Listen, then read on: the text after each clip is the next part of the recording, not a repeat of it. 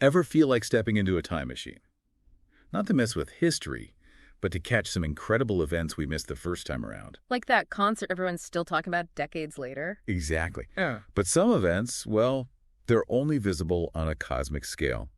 So on today's deep dive, we're chasing the Northern Lights. Nature's own laser show. Okay, maybe not lasers, but I like where your head's at. It's one of those things, everyone's seen pictures. Curtains of light. Yeah. Right. But it's more than just a pretty picture. It's this wild mix of science and almost, I don't know, magic. Well, for sure, and we'll get to that. But first, we got to talk about the science. Because it's not magic making those lights, it's physics. Hit me with it. What's the science behind this natural wonder? Okay, so picture this. The sun, it's not just shining light, it's blasting out a constant stream of stuff called solar wind. Sounds intense. It is. These tiny particles, they're charged with energy and they're whizzing through space at crazy speeds. Now, when the solar wind slams into Earth, we've got our magnetic field acting like a shield, right? Protecting us from getting blasted. Exactly. But here's the catch. The magnetic field is kind of like a funnel. It's strongest at the poles, north and south, so it guides some of that solar wind right down into the atmosphere. Makes sense. Magnets, poles, all that. And when those particles, still super energized from the sun, hit the air, boom, they collide with oxygen and nitrogen, get all excited, and release that energy as light. Wait, so it's like tiny little atoms putting on a light show. You got it. It's like the sky is the stage, and these energized atoms are the performers, and the color of the lights, that depends on what kind of atom is getting energized.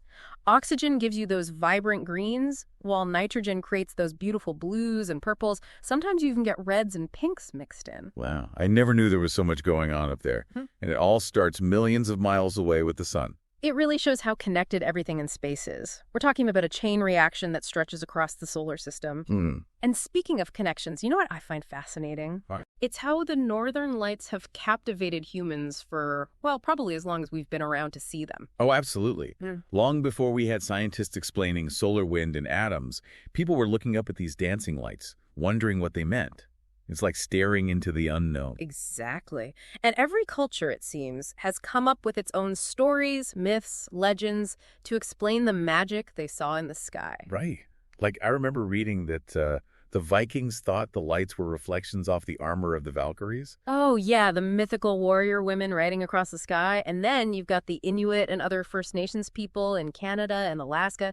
They've got all sorts of stories. Some see the lights as spirits of animals or ancestors dancing and playing games up in the heavens. You know, it makes you think. Even today, with all our scientific understanding, there's still a sense of awe and wonder when you look up at the Northern Lights. It's like this reminder that some things are just bigger than us, you know? We're so used to explaining everything, but then you see something like that and you just got to surrender to the beauty of it all. And it makes you want to see them for yourself.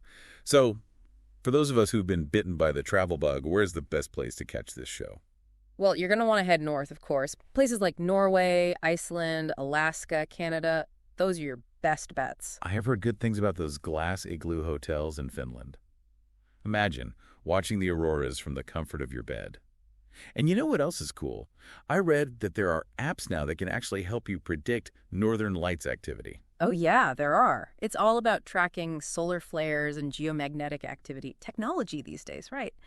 But even with all the apps and forecasts, sometimes the best way to see the lights is to just, well, be patient.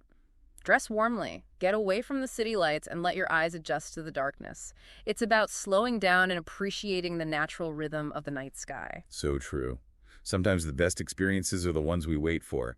Makes them all the more special. Exactly. It's like anything else worth chasing in life. The journey, the anticipation, that's all part of it. And when you finally see those lights dance across the sky, well, that's the reward. So if the Northern Lights could talk, what stories would they tell us? About Earth, about the cosmos, about the history of humanity gazing up in wonder. Who knows? But I have a feeling we wouldn't understand the language. It'd be something beyond words, something we could only feel in the depths of our souls. Makes you want to book a trip north and listen closely, doesn't it?